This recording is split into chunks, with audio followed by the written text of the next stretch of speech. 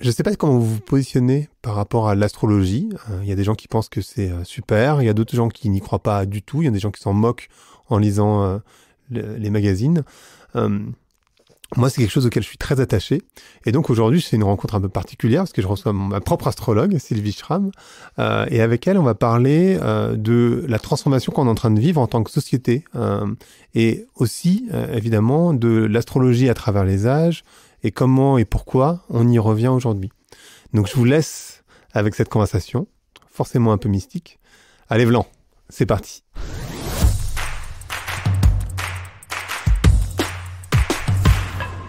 Bonjour Sylvie. Bonjour Grégory. Est-ce que ça vous allez bien ? Extrêmement bien, Bon, malgré l'ambiance un petit peu perturbée ces derniers mois. Ça fait presque une année qu'on ne s'est pas vu, je crois. C'est vrai. Parce que mon anniversaire, c'est en décembre, donc je vous vois à peu près à ce moment-là, en général. Tout à fait. On va parler d'astrologie. C'est un sujet qui est important à plusieurs niveaux, qui est important pour moi parce que c'est un sujet et vous le savez, qui m'intéresse depuis très longtemps. Et en même temps, c'est un sujet, il me semble, qu'on voit revenir sur le devant de la scène avec un retour du sacré de manière plus générale. Comment vous expliquez ce désamour de l'astrologie et puis ce petit retour en grâce en ce moment, ou en tout cas depuis quelques années? Alors en fait, l'astrologie est très méconnue, et souvent ceux qui la critiquent ne la connaissent pas bien, ne l'ont pas étudiée. Et d'après la physique quantique, tout est énergie dans l'univers. Mmh. Et cette énergie peut être perçue sous forme de particules, donc la matière, ou aussi sous forme de fréquences qui sont des ondes. Et donc un thème astral, c'est une onde de forme, c'est une harmonie numérale qui parle en fait de nos sujets d'incarnation. Donc ça n'est pas magique. Quand vous naissez, quand votre être a décidé de s'incarner, au moment précis de votre naissance et dans le lieu précis, qui est quand même très important en astrologie, se forme une figure géométrique qui va être votre thème sur toute votre vie. Et en fait, ce thème va être une empreinte numérale qui va parler des points de votre karma, dispensateur d'initiation, d'expérience et autres, et qui va vous donner des impressions psychiques, physiques bien sûr, et également spirituelles. Je préférais dire mystique, mais on y arrive bientôt, puisque la Covid nous projette dans quelque chose de beaucoup plus mystique dans les années qui viendront. Complètement. Et donc, la naissance est le résultat d'incarnations passées. Mais, alors, seulement dans l'incarnation, on peut parler de vie antérieure. Mais quand vous mourrez une fois de plus, tout s'arrête. C'est-à-dire que vous retournez de l'autre côté du voile. Et de l'autre côté du voile, il n'y a plus ni espace ni temps. Et toutes vos expériences, qu'elles soient positives ou moins positives, hélas, se pluguent dans ce qu'on appelle les annales akashiques. Et donc, vous faites le bilan et parfois vous revenez. Mais il ne faut pas se perdre dans cette histoire d'incarnation, de réincarnation. En fait, ça existe et ça n'existe pas. Les deux sont vrais. Mais alors, l'astrologie, ça a été à l'université pendant des années. Pendant la plupart de la... Jusqu'au XVIIe siècle, absolument, Grégory, tout à fait. Et aujourd'hui, ça n'y est plus. Mais c'est d'ailleurs intéressant parce qu'on se dit finalement, l'astrologie, est-ce que c'est une science ou pas ? Mais en fait, qu'est-ce qu'une science ? C'est une vraie question aussi, parce que la sociologie ou la psychologie, c'est pas vraiment une science non plus dans l'absolu. Et pourtant, ça est encore, évidemment, à l'université. Comment se fait que c'est sorti de l'université ? Et vous me parliez de Jung qui a réhabilité au début du XXe siècle tout à fait. L'astrologie. Est-ce que vous pouvez en parler un petit peu ? Tout à fait. En fait, l'astrologie a été enseignée à l'Académie des sciences jusqu'au XVIIe siècle. Et elle a été sortie de l'Académie par Colbert. Et d'ailleurs, cet édit a été signé par Louis XIV, ce qui est quand même assez antithétique, parce que Louis XIV se faisait appeler le roi soleil. C'est quand même assez... Donc pendant 3 siècles, l'astrologie est restée cachée. On la pratiquait toujours, mais on n'en parlait pas. Alors que maintenant, au XXIe siècle, on donne le nom de son astrologue à ses amis, on podcaste ses consultations et autres. Donc, c'est un peu le point. Et donc, il a fallu ces 3 siècles pour que l'astrologie soit remise au goût du jour par des astrologues qui ont courageusement repris le flambeau et qui ont republié des ouvrages très connus, notamment celui de Jean-Baptiste Morin de Villefranche, qui fut le dernier astrologue royal. C'est lui qui monta le thème de Louis XIV, mais qui ne le suivit plus puisque Colbert y était opposé. Notamment, pas seulement Colbert, mais voilà. Et donc, en fait, Jean Hierose a fait partie de ces astrologues très connus qui ont remis l'astrologie au goût du jour donc, dans les années 1930. Georges Muchery, que vous connaissez peut-être, Robert Dax, Eudes Picard, Paul Flambard, et Max Endel, qui est très connu, lui. Et donc, à la même époque, Jung s'est intéressé vivement à l'astrologie et je vais citer ce qu'il disait de cette science donc à l'époque. Si des gens dont l'instruction laisse à désirer ont cru pouvoir jusqu'à ces derniers temps se moquer de l'astrologie, la considérant comme une pseudo-science liquidée depuis longtemps, cette astrologie remontant des profondeurs de l'âme populaire, puisqu'elle était restée quand même très populaire, quoi qu'il en soit, se présente de nouveau aujourd'hui aux portes de nos universités qu'elle a quittées depuis 3 siècles. Donc. Et il a poursuivi, il y a eu beaucoup de cas d'analogie frappante entre l'horoscope et la disposition caractérologique. Il y a même la possibilité d'une certaine prédiction quant à l'effet psychique d'un transit planétaire. C'est mon quotidien en consultation, quoi qu'il en soit. Et on peut attendre avec un degré assez haut de probabilité qu'une certaine situation psychologique bien définie soit accompagnée par une configuration astrologique analogue. Donc il parle des transits planétaires, ces transits qui font qu'ensuite notre vie avance et que nous ayons des expériences différentes dans les mois, années bien sûr. Et à chaque anniversaire, donc la révolution solaire de la personne se plug dans son thème natal et va donner tout un champ d'expérience pour s'initier à de nouvelles choses, à de nouvelles rencontres et autres. C'est pour ça que nos années sont toutes différentes les unes après les autres. Donc parfois vous avez une super révolution solaire, parfois c'est moins gai, dirons-nous. J'ai fait les deux. Et oui. Et c'est marrant parce que Michel Mefazoli, que j'ai reçu plusieurs fois sur ce podcast, il a essayé de réintégrer l'astrologie dans l'université et il en a payé le prix, en particulier... il n'a pas réussi à rentrer à l'Académie française. Il a été rejeté en tant que sociologue pour avoir osé défendre des thèses autour de l'astrologie. Donc en fait, ce qui est marrant, c'est que j'ai l'association qu'il y a une sorte de mensonge autour, enfin pas de mensonge, mais de non-dit, je sais pas comment appeler ça, mais c'est-à-dire qu'on a des présidents, des puissants qui vont voir des astrologues, donc c'est quelque chose d'établi quand même. Il n'y a pas que, mais c'est aussi évidemment populaire, donc un peu tout le monde peut y aller. Et dans le même temps, dès qu'on parle d'université, de sérieux, du coup, on rejette en disant « bah non, l'astrologie, c'est pas sérieux ». Et en fait, j'ai l'impression que c'est comme si ce sont les mêmes qui disent que c'est pas sérieux et qui vont voir des astrologues. C'est très étrange. Oui, et pourtant, c'est vraiment basé sur des bases mathématiques, en réalité. Je dis que l'astrologie est une science parce que elle est vraiment basée sur la descente des nombres qui appartiennent au monde des principes dans l'incarnation et donc dans une géométrie variable selon les individus. Et comment la défendre ? En fait, pour la défendre, il faut la connaître. Et alors, il y a encore quelques années, il y a un certain nombre d'années, quand une personne l'a décrié, alors je disais, je vais faire votre thème, comme ça vous allez comprendre que l'astrologie, c'est sérieux. Mais bon, c'est épuisant. Et je pense aussi que c'est l'ego qui commençait à pulser par rapport à ça.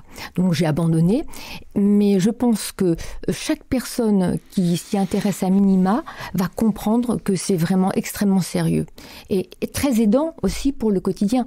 Vous savez, c'est un outil de connaissance de soi absolument fabuleux. C'est d'abord ça, avant d'être un outil de projection. Alors évidemment, on peut prédire l'avenir. D'ailleurs, en fait, je parle de l'avenir pour essayer d'améliorer le présent. Vous comprenez ? C'est pas pour savoir connaître l'avenir, ça n'est pas forcément très intéressant.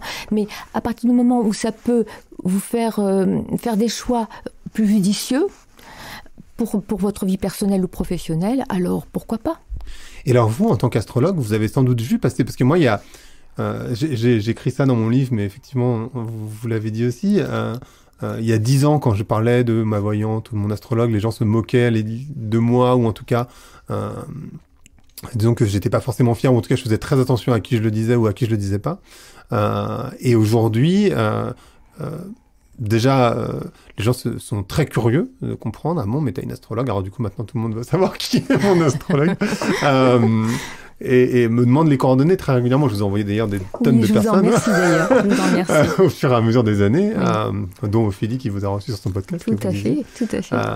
Mais vous avez senti cette transformation au fur et à mesure quand vous vous êtes intéressé au sujet, que vous en avez fait plus ou moins votre métier, et puis c'est devenu votre métier au fur et à mesure, parce que c'était pas intégralement votre métier au début, bien sûr. Alors non, c'est vrai qu'au départ, j'ai toujours été passionnée par l'astrologie.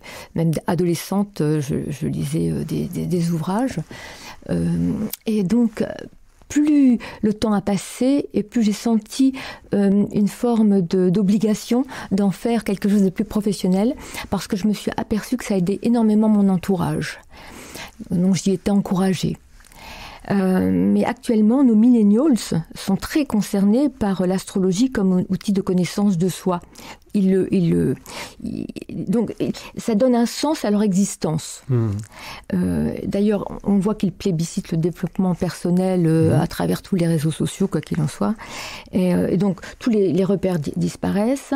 La Covid arrive.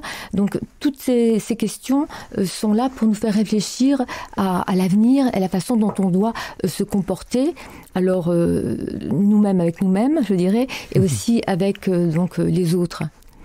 D'ailleurs, ce qui est très intéressant, j'ai amené le thème natal de la France, c'est de voir que la Lune qui représente la foule, donc les Français, le peuple, est en Cancer, donc dans cette 5e République de France qui est née le 6 octobre 1958. Et cette Lune en Cancer dit que les Français ont un très bon fond. Ce sont des gens plutôt sympathiques. Mais cette lune est assez mal aspectée. Donc elle dit de nous également que nous sommes un peuple qui avons un désir d'opposition, de révolte, en fait associé à une forme de violence. Donc à mon sens, dans les années qui vont venir, nous allons devoir réformer ceci pour être beaucoup plus cohérents, pour aller vers quelque chose de beaucoup plus doux, pour être dans une forme de concertation et d'entraide majeure, pour pouvoir avancer plus vite dans le monde qui commence à se dérouler sous nos yeux. Et alors justement, en fait, vous parliez du Covid. Alors moi j'ai du mal avec la Covid, mais je sais qu'on dit la Covid. Oui. Mais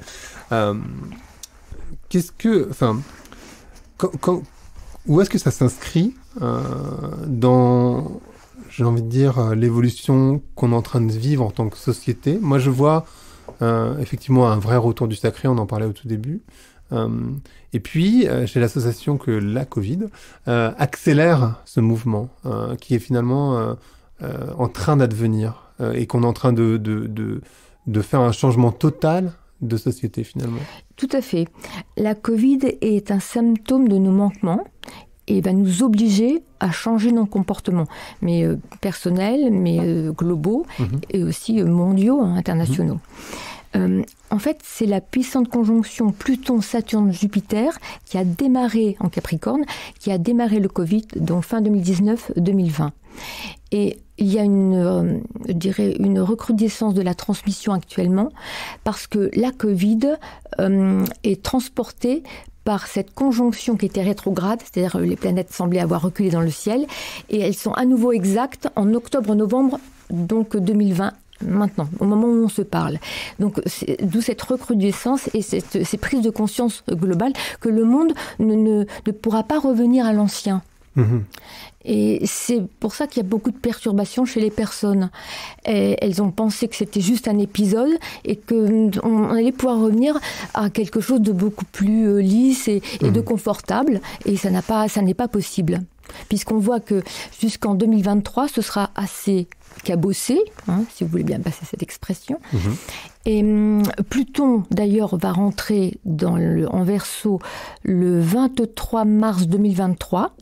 Et c'est pour moi un marqueur d'un nouveau paradigme. Mais il faut savoir que l'amélioration réelle que je vois, c'est plutôt vers 2033. Demain, oui, tout à fait. Mais vous savez, à l'aune de l'univers, c'est une poussière d'étoiles. Ah oui, non, c'est sûr. À l'aune de l'univers, c'est sûr. À l'aune de nos vies, c'est plus compliqué. Il y aura des moments sympathiques et moins sympathiques, mais il y a tout un travail à faire sur plusieurs générations. C'est ce qu'on appelle, vous savez, la tarte à la crème, l'ère du Verseau. L'ère du Verseau, c'est le nouvel homme. Alors, c'est le nouvel homme, on l'espère, réchauffé par l'amour avec un grand A. Mais c'est changer nos mentalités et aller beaucoup plus vers la mystique. La mystique, c'est quoi? C'est la nature, c'est la façon dont on est les uns avec les autres. Ce ne sont pas des choses très complexes. Et c'est surtout pas les religions. Puisque nous allons devoir changer ceci, sortir des religions et aussi des partis politiques pour avoir un vrai mouvement d'avancer ensemble, que ce soit les populations et les gouvernants. Mais alors enfin, moi la question que je me pose, mais quoi que je suis intéressé aussi de savoir, de décrire ce que c'est que cette ère du Verseau, mais la question que je me pose, c'est comment ça se fait qu'on a ce retour, même si j'ai des convictions bien sûr, mais j'aimerais bien avoir les vôtres, ce retour au mysticisme et ce retour au sacré. Comment on explique que, alors qu'on était dans une période très froide, entre guillemets, analytique, finalement, eh ben on revient, alors parce que c'est un mouvement de balancier, à une période où on s'intéresse au mystique, effectivement, et au sacré. Alors, tout à fait. Alors, c'est vraiment un mouvement de balancier. Et je pense qu'on avait atteint les limites de l'industrialisation, en fait, de la finance, dans tout ce qu'elle a de moins positif. Malheureusement, la finance doit exister, mais elle doit être plus humaine. Et alors, si on revient à cette histoire d'ère du Verseau, est-ce que vous pouvez expliquer, alors je sais que c'est tarte à la crème, mais ce que c'est que l'ère du Verseau et pourquoi on en parle autant ces temps-ci? Alors, l'ère du Verseau, on ne sait pas la date exacte du départ de l'ère du Verseau, personne ne le sait.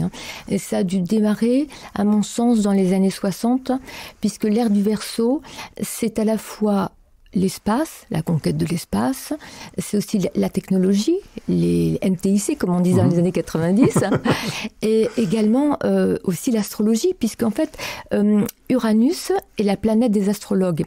Et l'ère du Verseau, c'est aussi le retour de l'astrologie. D'accord. Donc c'est pas quelque chose de très récent, finalement, les années 60? Enfin... Alors, encore une fois, c'est très... alors, c'est surtout aussi, j'ai oublié de citer Internet. Internet, les années 90, Internet, c'est vraiment... les ondes, les fréquences, c'est vraiment l'ère du Verseau. Mais 30, 40, 50, 100 ans, encore une fois, à l'aune de l'univers, c'est rien du tout. Pour nous, c'est énorme, c'est presque une demi-vie humaine, mais clairement... Alors, il faut avancer en confiance pour qu'on puisse se rétablir sur, je dirais, un socle plus mystique, quoi qu'il en soit, oui.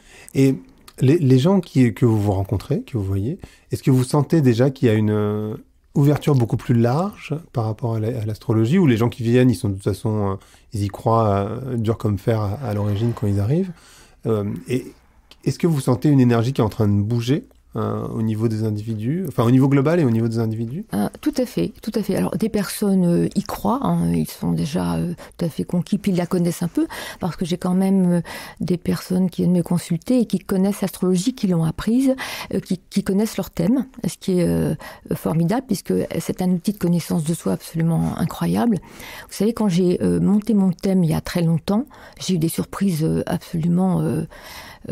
énorme, des déflagrations, je dirais. Je vous assure. Ouais. Alors, au fond de moi, je savais que j'étais ainsi, puisque quand on monte son thème, on voit ses caractères et la façon dont on fonctionne. Mais souvent, il y a une espèce de voile jeté sur qui on est. Et là, le voile s'est déchiré de façon assez abrupte, je dirais. Et j'ai mis, je dirais, un bon mois à m'en remettre. Ah oui, effectivement. Tout à fait. Et moi, je sais que dans les exercices qu'on fait, enfin exercice, pas exercice, mais quand on fait mon thème, en tout cas, il y a des choses que je vois, en particulier des névroses ou des choses qui reviennent, et en même temps, on a du mal à lutter contre. Donc, mais est-ce que, en sachant, enfin, ce que vous m'aviez dit et ce que vous me dites à chaque fois, c'est que quand je vous dis les choses, c'est pour vous aider à mieux vivre voilà, ça va pas, vous n'allez pas changer demain, évidemment, mais juste mieux vivre, mieux traverser ce qui se passe, en fait. Oui. Oui, alors, quand vous parlez de névrose, ça me fait penser au carré en astrologie. Le carré en astrologie est un aspect constricteur assez désagréable. Et quand vous êtes en but assez carré, en révolution solaire par exemple, alors effectivement, vous devez résoudre vos névroses. Mais c'est une aide de savoir qu'on devra s'y attaquer pour cette année. Et on a aussi des thérapeutes, ou d'ailleurs parfois aussi des livres qui sont de grands thérapeutes, parfois même aussi des films qui sont de belles rencontres pour pouvoir dépasser ceci. Parce que quand on travaille sur soi, on rencontre beaucoup de synchronicité. Et plus on avance sur ce chemin, et plus c'est facile. Alors plus c'est facile parce qu'on a des signes. Maintenant, il peut y avoir quand même des épreuves assez dures, bien sûr. Malheureusement, on ne peut pas tout éviter. Oui, j'essaie de transformer le présent en parlant du futur, mais je n'ai pas de baguette magique pour ôter le karma. Bien sûr, ah oui. Et oui, mais voilà. Mais parfois les personnes viennent avec une attente qui est peut-être plus importante encore. Mais il faut toujours affronter son destin. On le choisit, on le pré-choisit quand même, puisque on choisit ce thème qui est donc cette figure géométrique qui parle de nos plus et de nos moins. Et il faut l'aborder avec beaucoup d'humilité. D'ailleurs, on dit souvent qu'on choisit ses parents. On choisit ses parents, même quand ils sont un peu catastrophiques. C'est tout à fait vrai. Ils nous donnent les plus et les moins que nous devons, je dirais, travailler pour cette existence. Et alors, si je décide de m'intéresser à l'astrologie, je suis aussi intéressé par des... Peut-être on va commencer comme ça.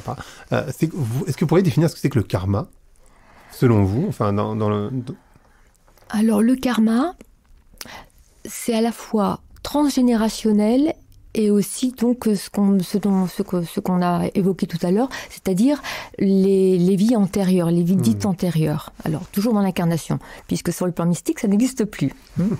Donc, par exemple, quand vous avez un carré à Vénus, vous allez devoir travailler votre vie sentimentale. Quand vous avez un trigone dans la maison 8 ou un magnifique Mars en maison 8, vous n'aurez pas à travailler la vie financière. Donc en fait, dans votre thème natal, tout est inscrit de vos qualités ou de vos défauts, entre guillemets. Et aussi de ce que vous avez vraiment travaillé dans ce qu'on appelle, encore une fois, les vies antérieures, et de ce que vous n'avez pas travaillé du tout.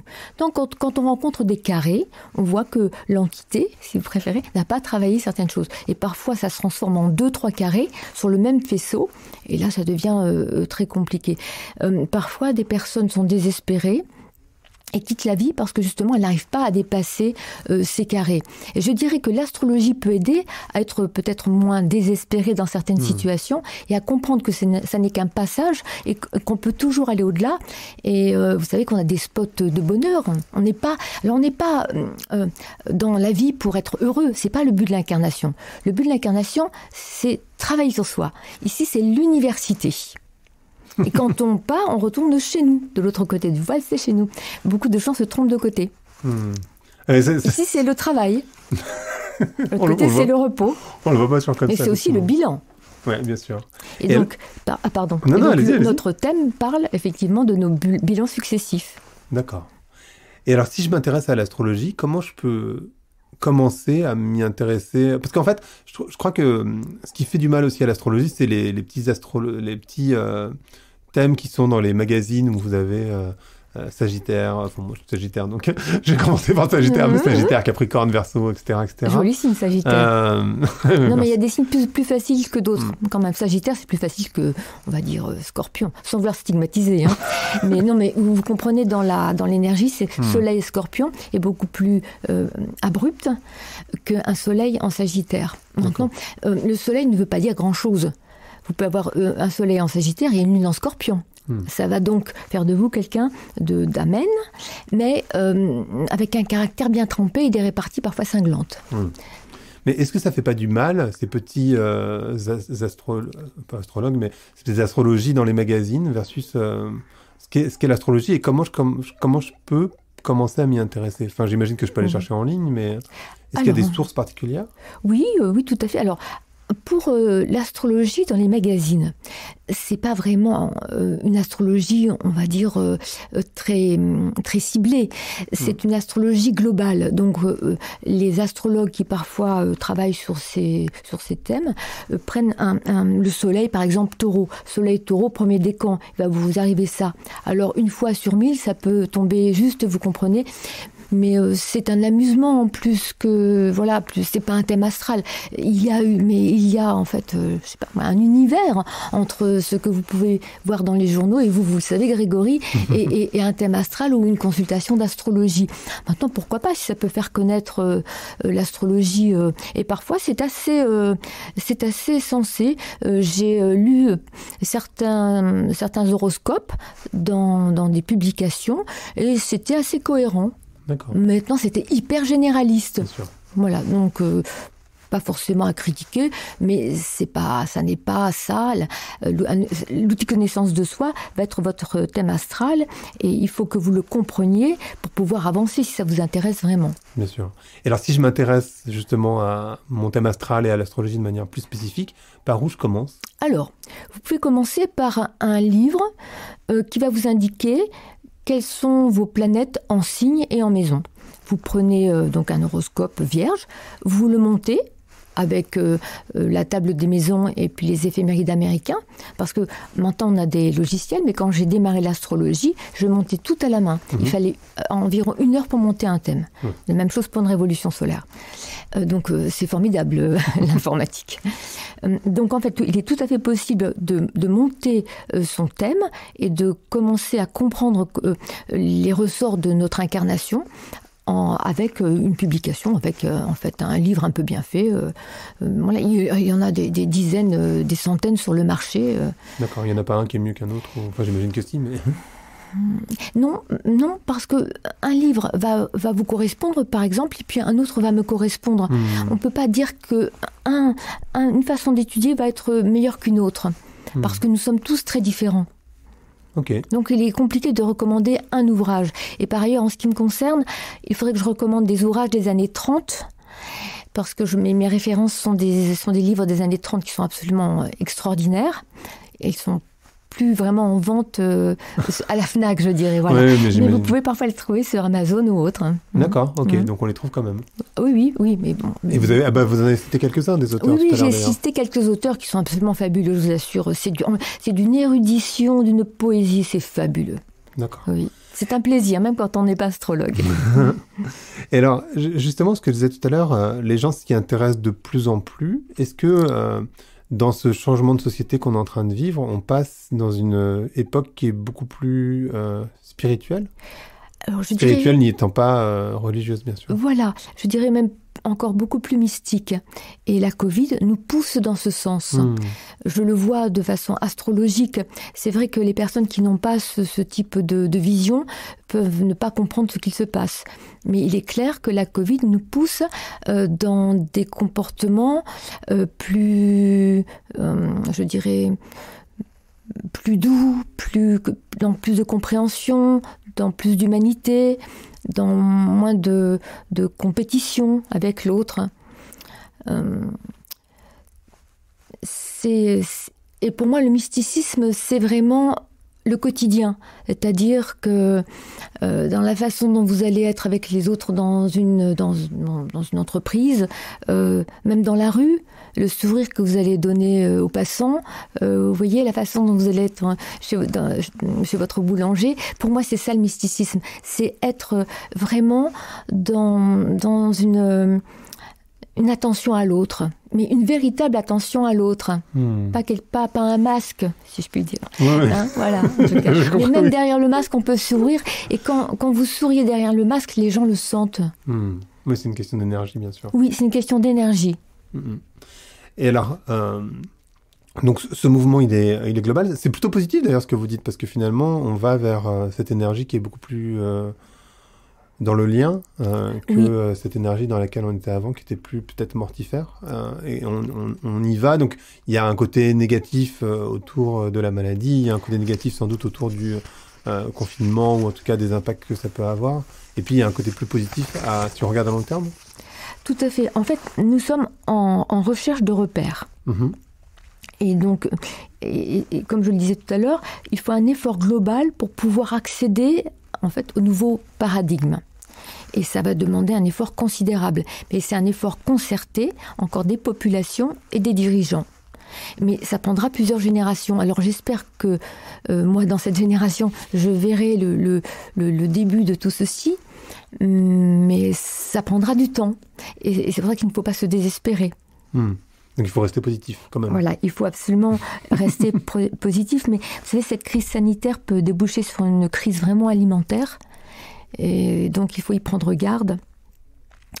Et en fait aussi, il y a pas mal de questions à se poser sur le système éducatif. Il faut freiner la culture de la performance, par exemple, et reconsidérer toute l'échelle des métiers. Ainsi que la rémunération. Ceci, je le vois en révolution solaire. La révolution solaire de la France entre donc octobre 2020 et octobre 2021. D'accord. Donc ce pire que nous connaissons actuellement sera peut-être considéré un jour comme un changement positif dans notre histoire. Finalement, un nouveau système avec de nouvelles valeurs. Donc j'ai confiance. Moi, j'ai plutôt confiance aussi, même si c'est très pénible au quotidien. C'est très pénible au quotidien, absolument. On voit bien que, et on en discutait un petit peu avant, je pense que la situation actuelle, elle est aussi liée sans doute au dysfonctionnement de notre modèle passé de société. Donc finalement... Tout à fait. Il faut le revoir, et toute la révolution solaire de la France, et d'ailleurs j'ai aussi regardé celle des États-Unis, va dans le même sens. C'est-à-dire qu'il faut tout repenser. Mais il y aura un petit peu je dirais un peu de casse certainement pendant quelques mois, peut-être quelques années, voilà, pour pouvoir repartir sur un modèle beaucoup plus sain. Donc en fait, il faut être patiente. Il faut être patient, et on peut tous apporter notre petit grain, notre petit, je dirais, nos bonnes intentions à ce renouvellement. Et comment on fait alors du coup pour apporter son petit grain, justement, pour aller dans le bon sens, pour pas être dans le frein, mais plutôt être dans l'accompagnement? Dans l'accompagnement, eh bien justement changer nos instincts de possession, repartir vers l'autre de façon, je dirais, très, très sincère. Ça n'est pas toujours le cas, puisque nous sommes toujours dans une interaction industrielle, comme on disait tout à l'heure, ou un peu financière. Alors, c'est nécessaire, bien sûr, dans nos échanges économiques et dans la vie quotidienne, mais il faut revenir à des valeurs plus pérennes. Et alors, ce podcast s'appelle Vlan, donc je voudrais savoir à quoi vous voulez ouvrir ou claquer la porte.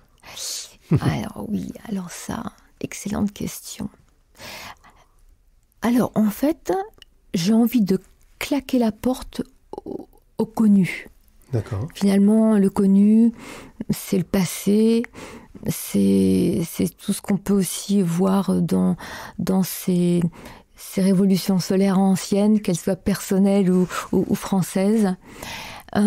J'ai envie de claquer la porte à tout ça pour se dire ça y est, on va pouvoir vraiment repartir sur des événements mondiaux positifs et emmenants. Et ouvrir la porte à la mystique, parce que je pense que la mystique, c'est vraiment chacun, tout ce qu'on peut amener au quotidien à l'autre, mais dans la sincérité. Et comment dire, c'est difficile, j'ai du mal à traduire ma pensée.